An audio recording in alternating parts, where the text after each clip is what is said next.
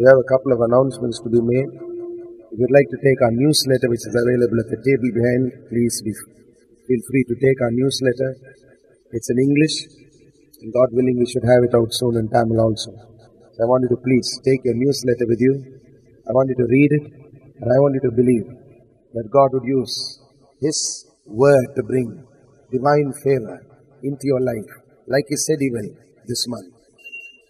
தெய்வீக தயவை குறித்து நான் போதித்திருக்கிறேன். கூடிய சீக்கிரத்தில் இந்த செய்தித்தாள் தமிழிலும் இருக்கும் என்று நான் விசுவாசிக்கிறேன். ஆகையால் இந்த நேரத்திலே நீங்கள் அதை எடுத்துக்கொண்டு சென்று இந்த மாதத்திலே கர்த்தர் அவருடைய தயையை கொடுப்பார் என்று வாக்கு கொடுத்திருக்கிறார். அதை நீங்கள் பெற்றுக்கொண்டு அதை அனுபவித்து கர்த்தரை ஸ்தோத்திரியுங்கள். நிச்சயமாகவே கர்த்தர் உங்களை ஆசீர்வதிப்பார். Now this evening I want you to turn with me please in your Bibles to Exodus chapter 32. Then we're going to see something as a continuation from what we looked at last week. சென்ற வாரத்திலே நாம் பார்த்த யாத்திராகமம் 32வது அதிகாரத்திலிருந்து நாம் தொடர்ந்து ஒரு சில காரியத்தை பார்க்க போகிறோம். நம்பிக்கையற்ற சூழ்நிலைகளை எப்படி நாம் நம்பிக்கையுள்ள சூழ்நிலைகளாக மாற்றலாம் என்றால், சுவர் புறமாக நாம் நம்முடைய முகத்தை திருப்பி கஷ்டமான நேரத்திலே கஷ்டங்களை நாம் பார்க்காமல் சுவர் புறமாய் கர்த்தருடைய முகத்தையே நாம் பார்த்து கொண்டிருப்போம் என்றால் நிச்சயமாகவே விடுதலை பெற்றவர்களாக நாம் வாழுவோம், வெற்றியும் நாம் அனுபவித்து வாழுவோம் என்பதிலே எந்த ஒரு சந்தேகமும் கிடையாது. Remember, there is no doubt in my heart that when you keep looking at God continually, the Bible says they who looked at His face continually had their faces enlightened. Hallelujah. So when you turn your face to the wall, the phrase turning your face to the wall comes from the portion of scripture that you read in Isaiah, where you see King Hezekiah, when he was terminally sick, took his eyes off his terminal sickness, took his eyes off his pain, took his eyes off even the prophecy of the prophet Isaiah, and put his face on God and looked at God and made a prayer. And the Bible says God heard that prayer, and God added 15 years to that man's life. It could have been more also, but just listen, 15 years was spoken of by God at that point of time. எசேக்கியா ராஜா அவன் செய்த காரியத்தை வைத்து நாம் பார்க்கும் பொழுது, மரண அவதியிலே இருந்த அந்த ராஜா தன்னுடைய முகத்தை சுவர் புறமாக திருப்பி தேவனையே பார்த்து கொண்டிருந்தான் என்று நாம் பார்க்கிறோம். அதன் நிமித்தம் என்ன நடந்தது? கர்த்தர் அவனுக்கு விடுதலை தந்தார். அது மட்டுமல்ல, இன்னும் 15 வருடங்கள் அவன் வாழும்படிக்கு தன்னுடைய ஆயுசை கூட்டி தந்தார் என்று நாம் வேதத்திலே வாசிக்கிறோம். சென்ற வாரத்திலே மோசேயின் வாழ்க்கையிலிருந்து நடந்த ஒரு காரியத்தை குறித்து நாம் வாசிக்க தொடங்கினோம். மறுபடியும் அந்த இடத்துக்கு நாம் செல்வோமா? எப்படி ஒரு பொன் கன்று குட்டியை இஸ்ரவேல் ஜனத்தார் எவ்வளவு காரியங்களை பார்த்த பிறகும் ஒரு பொன் கன்று குட்டியை அவர்கள் ஆரோனின் கையின் மூலமாக உருவாக்கி, இதுதான் எகிப்திலிருந்து எங்களை வெளியிலே கொண்டு வந்த தேவர்கள் என்று வாய் கூசாமல் பேசுவதற்கு அவர்கள் முன் வந்தார்கள் என்று நாம் பார்க்கிறோம். அந்த காரியத்தை கர்த்தர் பார்த்தார். அது அருவருப்பான ஒரு காரியமாக அவருடைய பார்வையில் இருந்தது. அந்த காரியத்தை இவர்கள் செய்தது நிமித்தம் என்ன நடந்தது? தேவன் இஸ்ரவேல் ஜனத்தாரை அழிக்கும்படிக்கு கோபம் அடைந்ததை குறித்து நாம் வேதத்திலே வாசிக்கிறோம். ஆனாலும் மோசே தன்னுடைய கவனத்தை தேவன் முகத்தை விட்டு அவர் எடுக்கவில்லை என்று நாம் பார்க்கிறோம். God was ready to destroy all Israel. Why? Because having seen the great things that God had done earlier, these people had the audacity to stand and to declare that it was the golden calf, knowing fully well that there was no golden calf earlier. The golden calf was something that was made by Aaron. They saw the hand of Aaron make the calf, and yet you find these people having the audacity to stand and to say it is the golden calf that brought them out of Egypt.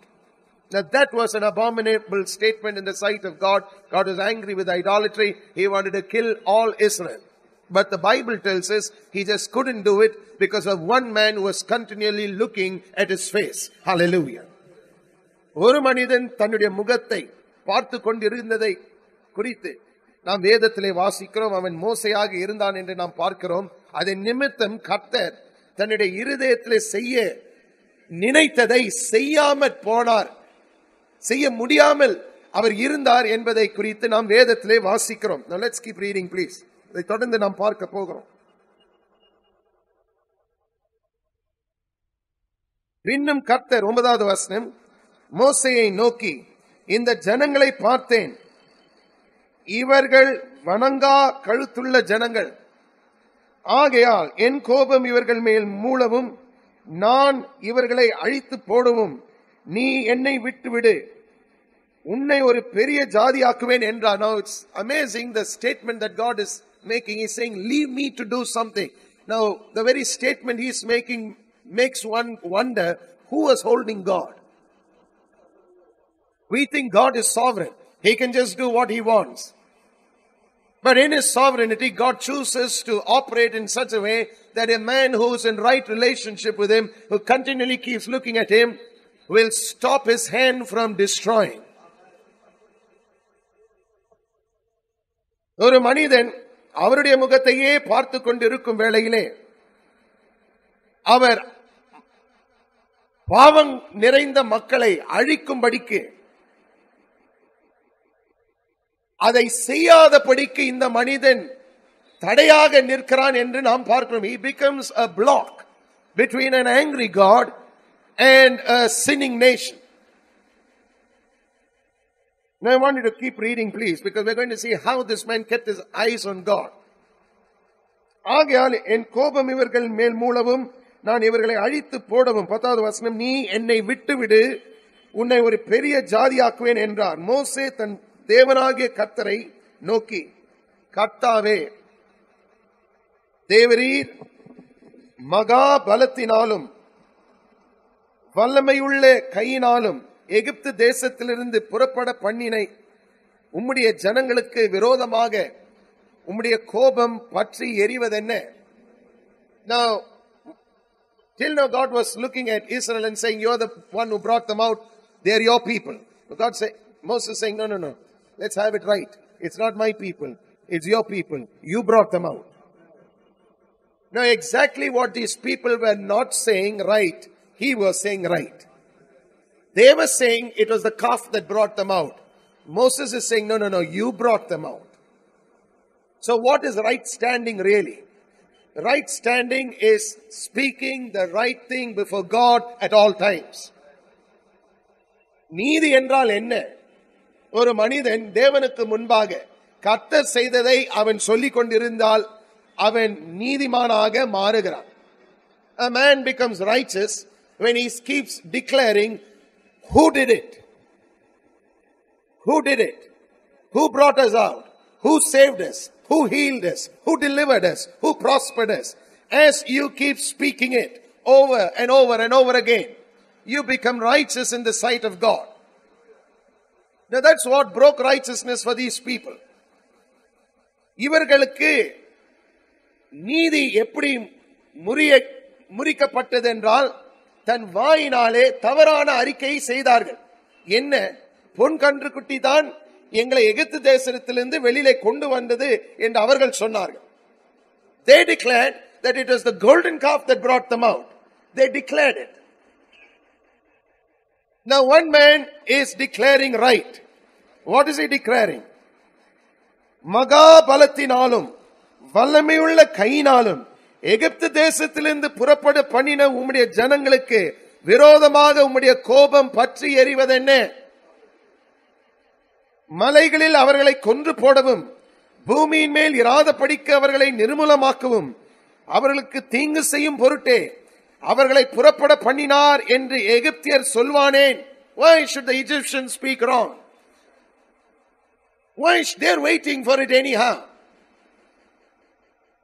உம்முடைய கோபத்தின் உக்கிரத்தை விட்டு திரும்பி உமது ஜனங்களுக்கு தீங்கு செய்யாதபடிக்கு அவர்கள் மேல் பரிதாபம் கொள்ளும். Have mercy upon them. Now the word mercy literally means See them through the blood.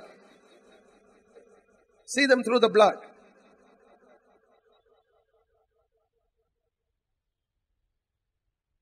பரிதாபம் கொள்ளும், கிருபையால் அவர்களை நீர் பாரும் என்று மோசே ஜெபிக்கும் வேளையிலே, have pity upon them, have mercy upon them, show them your mercy. இரத்தத்தை குறித்து பேசுகிறதை நாம் பார்க்கிறோம். உமது தாசனாகிய ஆபிரகாமையும் பாருங்க, மறுபடியும் உடன்படிக்கைக்கு வருகிறார். உடன்படிக்கையில என்ன நடந்தது? What happened in the covenant? The Bible says God cut a covenant with man.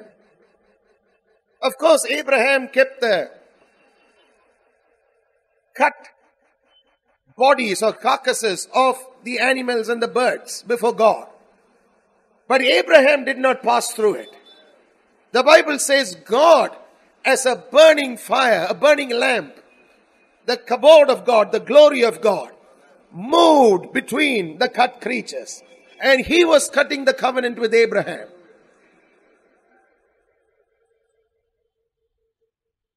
Now, Moses is saying, remember that. மோசே எதை குறித்து பேசுகிறான்? அவன் எப்படி சுவர் புறமாக தன்னுடைய முகத்தை திருப்பி பேசுகிறதை நாம் பார்க்கிறோம். உடன்படிக்கையை நீ நினைத்தருளும் என்று அவர் பேசுகிறார். உமது தாசராகிய ஆபிரகாமையும் ஈசாக்கையும் இஸ்ரவேலையும் நினைத்தருளும். ஏன்? ஏனென்றால் உடன்படிக்கையானது அவர்களோடு கர்த்தர் செய்தார். அவர்கள் தேவனோடு உடன்படிக்கை செய்யவில்லை, கர்த்தர் தாமே அவர்களோடு உடன்படிக்கையை செய்தார். Remember, they didn't make a covenant with God. God made the covenant with Abraham, Isaac and Jacob. It was always God, man. Not man, God.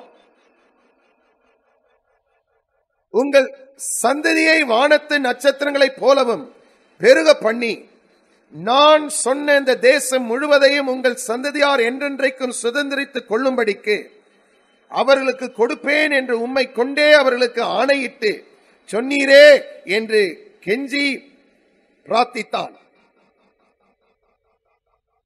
இதை அவன் செய்த பிறகு, தயவு செய்து கீழே வாருங்கள், அதே அதிகாரத்தில் please come down a little bit.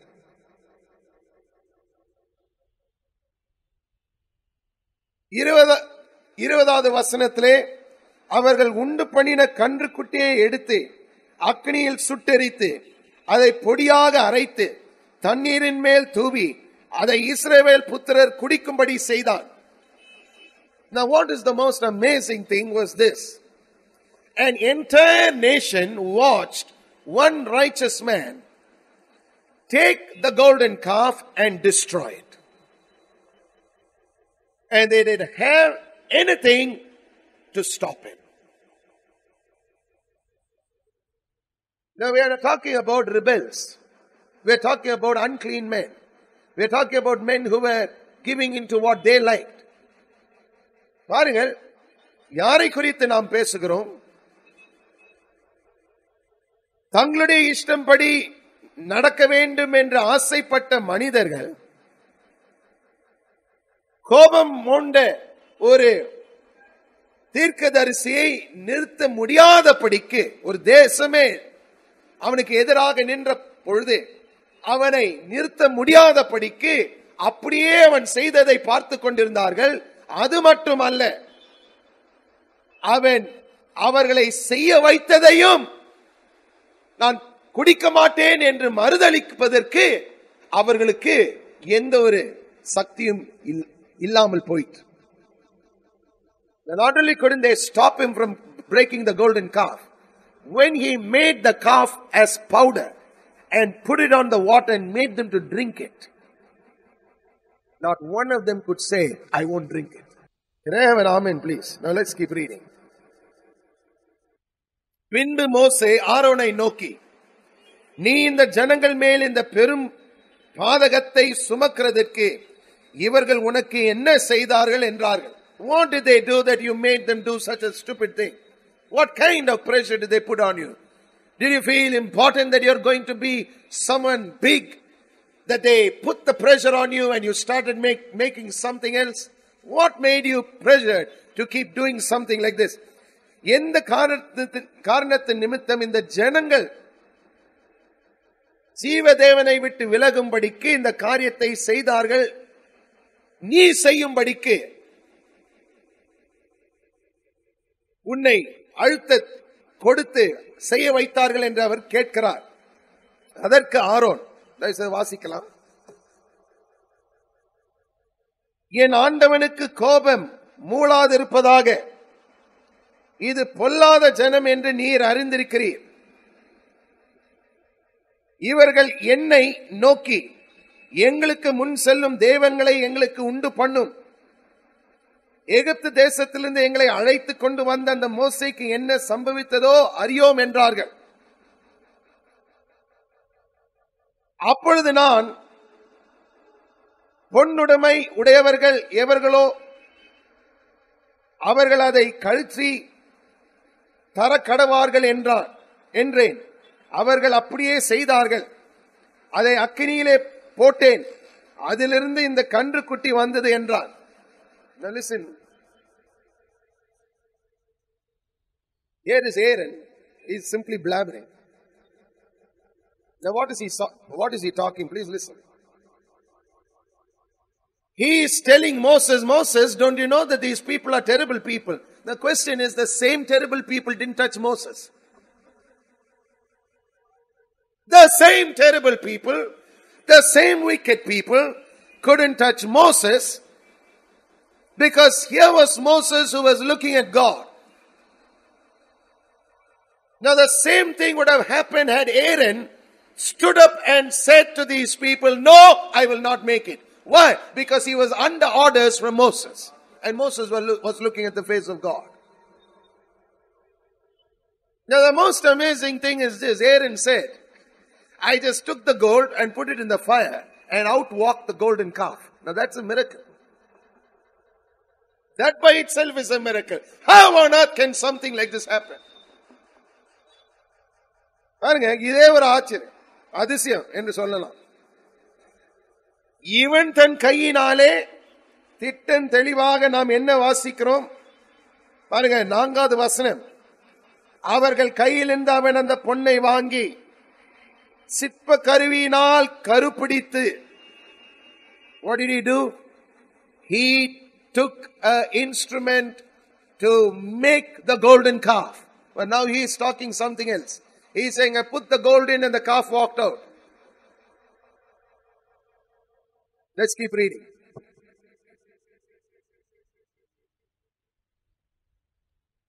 ஜனங்கள் தங்கள் பகைவருக்குள்ளே அவமானப்படத்தக்கதாக ஆரோன் அவர்களை நிர்வாணமாக்கி இருந்தான்.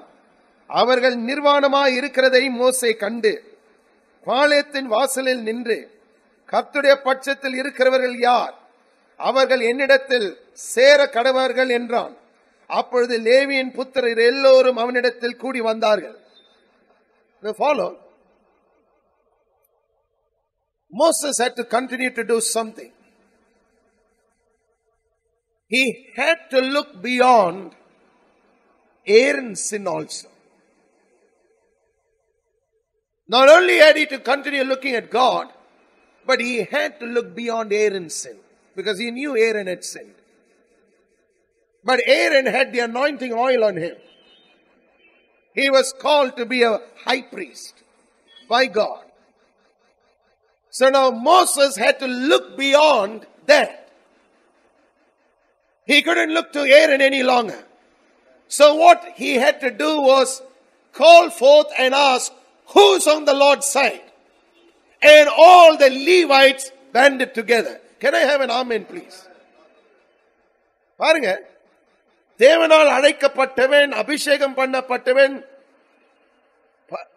தேவனுக்கென்று பரம ஆசாரியனாக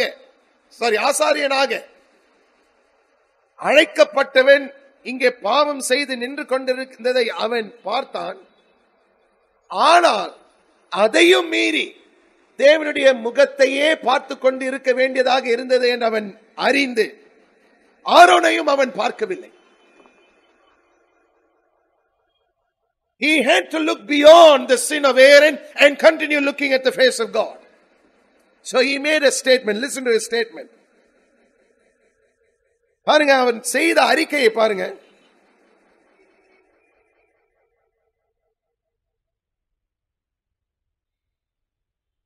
அப்பொழுது பாளையத்தின் வாசலில் நின்று கர்த்தருடைய பட்சத்தில் இருக்கிறவர்கள் யார் என்று அவன் கேள்வி கேட்கிறான். Why? Because his eyes is continuously on God. If he takes his eyes of God, everybody is killed. Now he is asking, who's on the Lord's side? அவர்கள் என்னிடத்தில் சேர கடவர்கள் என்றான். Now come to my side. If you are on the Lord's side, come to my side. அப்பொழுது லேவியின் புத்திரர் எல்லோரும் அவனிடத்தில் கூடி வந்தார்கள்.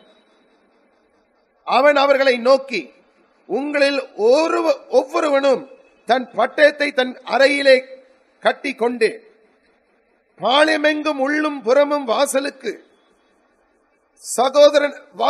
வாசல் போய் ஒவ்வொருவனும் தன் தன் சகோதரனையும் ஒவ்வொருவனுக்கும் தன் தன் சிநேகிதனையும் ஒவ்வொருவனும் தன் தன் அயலானையும் கொன்று போட கடவன் என்று இஸ்ரவேலின் தேவனாகிய கர்த்தர் சொல்லுகிறார் என்றார். He didn't say, I am saying, go and do it. He says, I am hearing the voice of God. And the only way that this sin can be put away is if you'll take your sword and go into the camp and out of the camp. And everybody whom you have seen who have done this wrong and sinned and made a declaration that it is the golden calf that brought them out, kill them.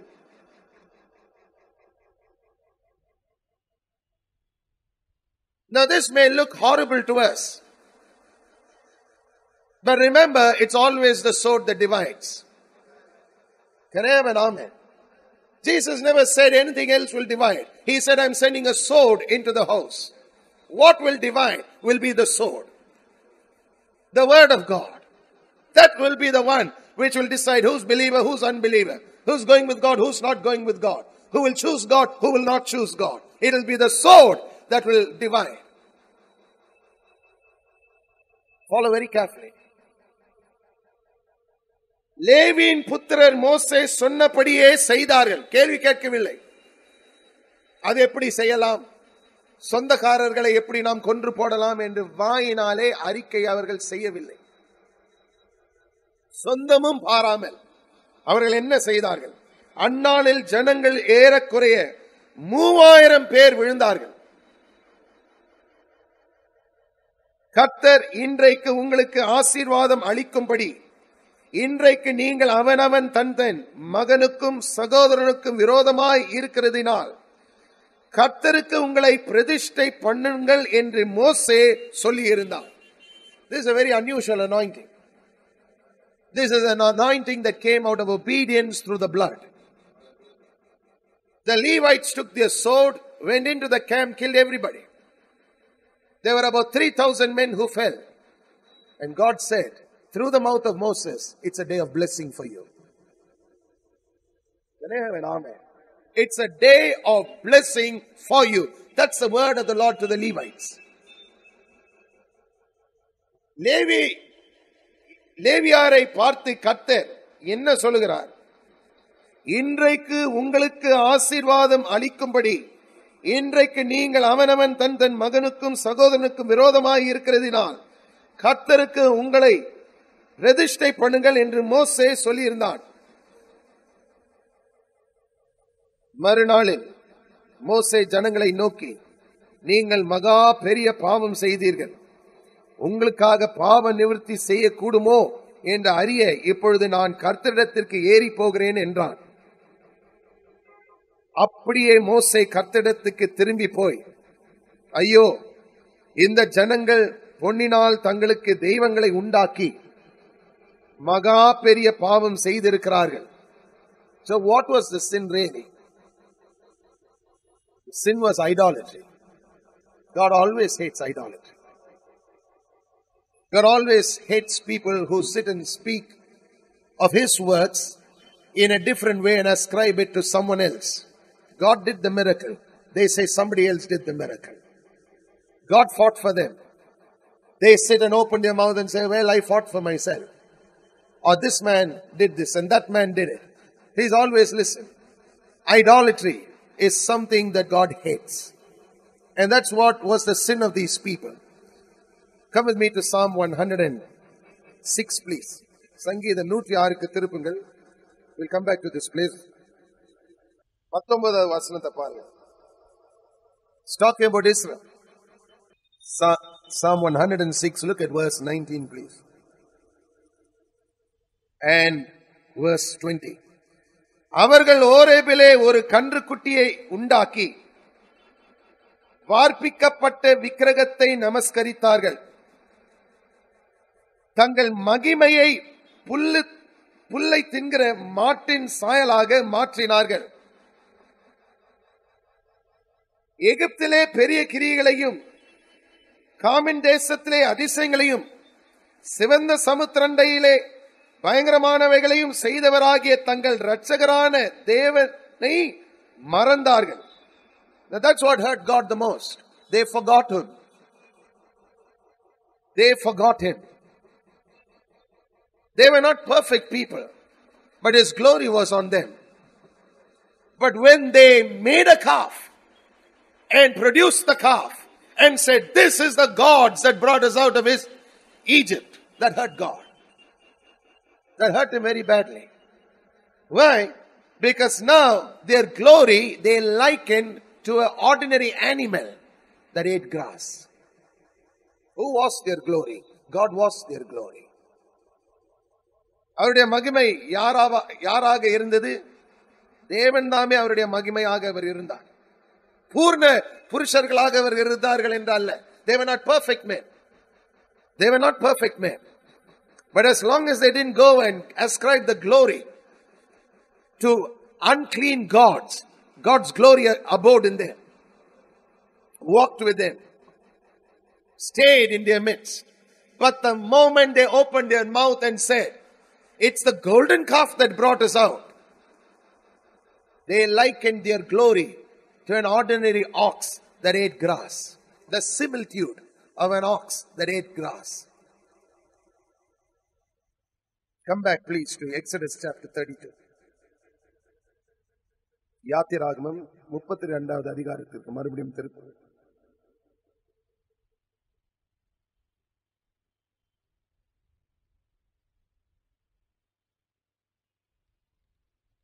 பிளவிலே நின்று கொண்டு பேசும் மோசேயை நாம் பார்க்கும் பொழுது நாம் என்ன பார்க்கிறோம்? எப்படி அவன் இவர்களுக்காக பரிந்து பேசும் ஜெபத்தை ஏறெடுத்தான் என்று நாம் பார்க்கிறோம். We see how Moses made the prayer of intercession on behalf of Israel, standing in the gap that had been created as a result of idolatry. Let's read, please.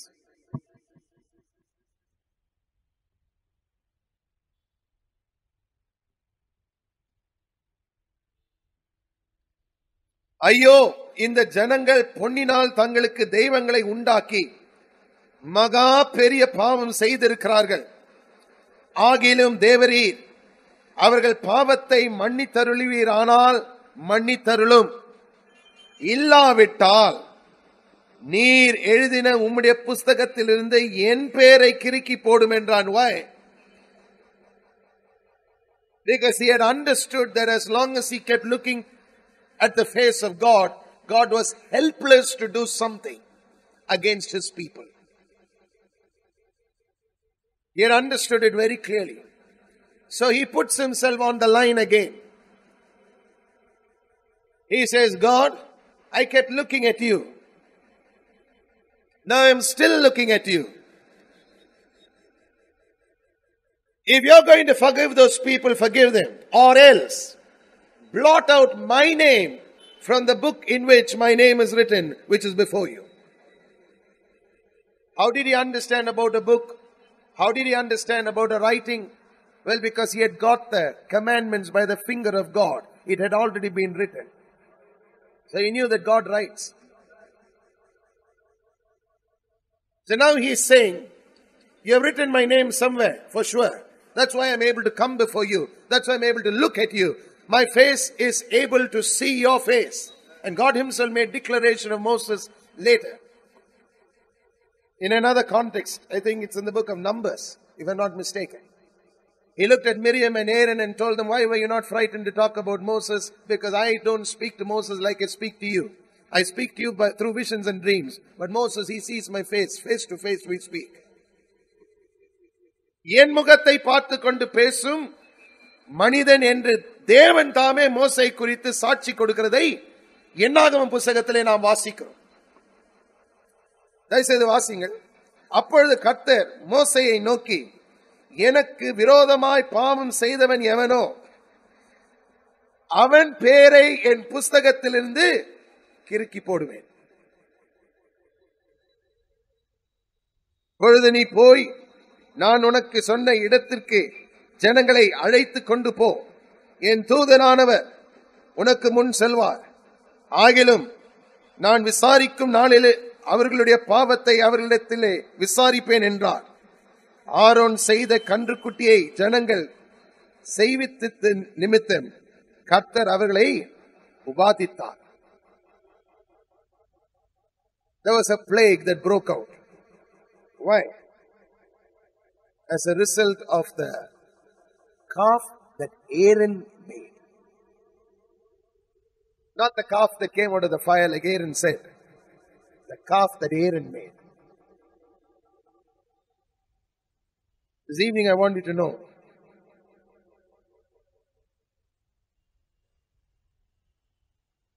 that Moses chose to look at God's face alone. He saw the mercy of God shown. God was continuing to speak to him. A clear indication that he had found favor in the sight of God. தேவனோடு கூட அவன் பேசிக் கொண்டிருந்ததையே தேவ தயையை அவன் பெற்றவன் என்று அறிந்து மோசே இன்னும் இஸ்ரவேல் ஜனத்தாருடைய மத்தியிலே நின்று அவர்களை ஒரு தேவனால் அனுப்பப்பட்ட தலைவனாக அவன் நடத்துவதற்கு கர்த்தர் ஒரு வெளிப்பாடு கொடுத்தார் என்று நாம் பார்க்கிறோம். He understood clearly that he had favor with God, because God looked at him and told him one thing: I will only remove the names of the ones who have sinned against me. Not the entire nation, like I said earlier. Only the ones who have sinned. But you know the best thing? The best thing is the mercy of God towards Aaron. Aaron's name was not removed. Aaron continued to be God's anointed high priest. Much like Abraham interceding for Lot. In the book of Genesis, the Bible tells us how God remembered Abraham and spared Lot. God remembered Moses and spared Aaron. You don't read it in that many words, but that's exactly what God did. Because you continue to read about Aaron. He was not a man who was killed by any plague. He lived to a grand old age. He climbed the mountain before he went to be with the Lord. And the anointing that was on him was transferred by the ceremonial removing of robes and the ceremonial putting of robes on the one who would stand in his place. இன்னொரு ஆசீர்வதிக்கப்பட்ட ஒரு வேத பகுதி பாருங்க. Aaron செய்த பாவம் மன்னிக்கப்பட்டது என்று நாம் வாசிக்கிறோம். ஏனென்றால் ஒரு மனிதன் கர்த்தருடைய முகத்தையே பார்த்தது நிமித்தம் கர்த்தர் தாமே தேவ தயை ஆரோனுக்கு காண்பித்தார். தேவன் அவன் எந்த ஒரு வியாதியினால் மரிக்க விடவில்லை. அவன் மரிக்கும் பொழுது மலை ஏறினான் என்று நாம் பார்க்கிறோம். He climbed a mountain before he passed away. That's a good way to go. This evening, there are so many portions of scripture that we see how people kept looking at the face of God continually. As they kept looking at the face of God, the Bible tells us God enlightened their faces. God fought for them. God spoke to them. God communicated to them. and they ultimately got the victory. Hallelujah. I'm going to show you another example from the life of David. அநேக வேத பகுதியிலிருந்து நாம் இந்த சுவர் புறமாய் திரும்பி கர்த்தரையே பார்த்து கொண்டிருக்கும் மனிதர்களை குறித்து நாம் வேதத்திலே வாசிக்கலாம். இன்னொரு உதாரணத்தையும் நாம் பார்க்க போகிறோம். 1 Samuel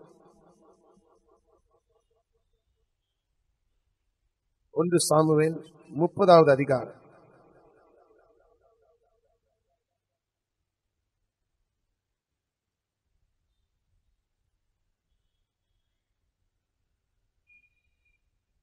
First Samuel chapter 30, please.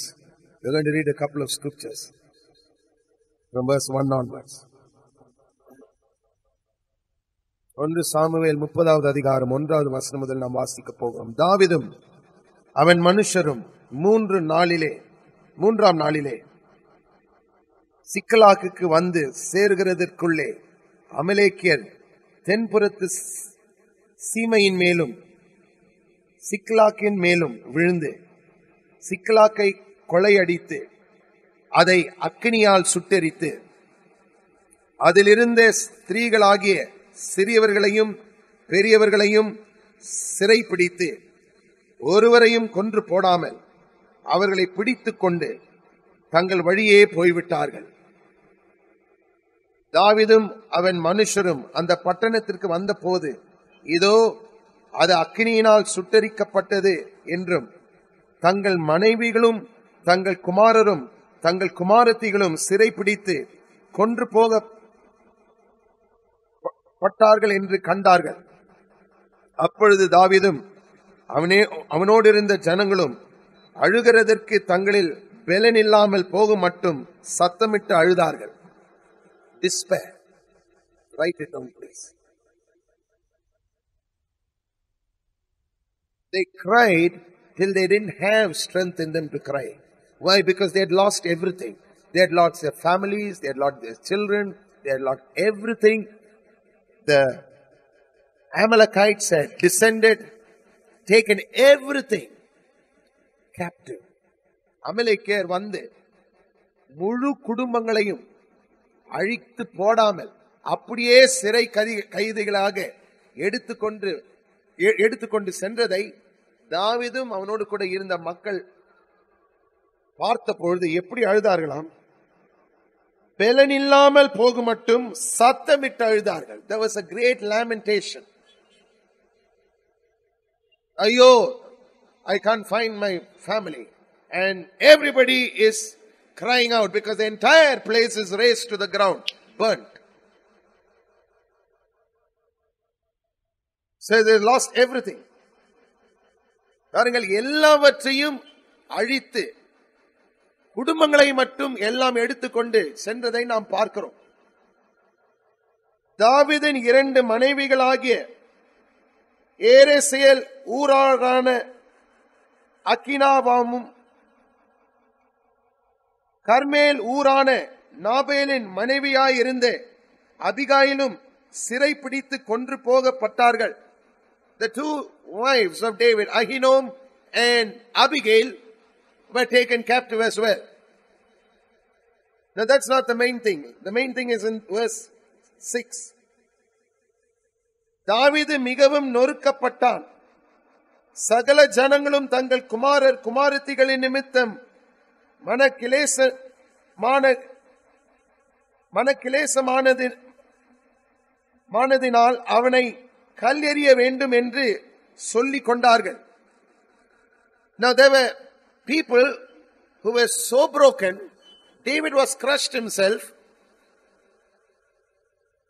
His own people got angry with him and wanted to stone him. Why? Because they said, we are fighting David's wars. And see what God did. We lost our families. We lost our possessions. We lost everything. All has gone captive. And they spoke of stoning David. But what did David do? That's why here's a man who was always considered and called a man according to God's own heart's desire.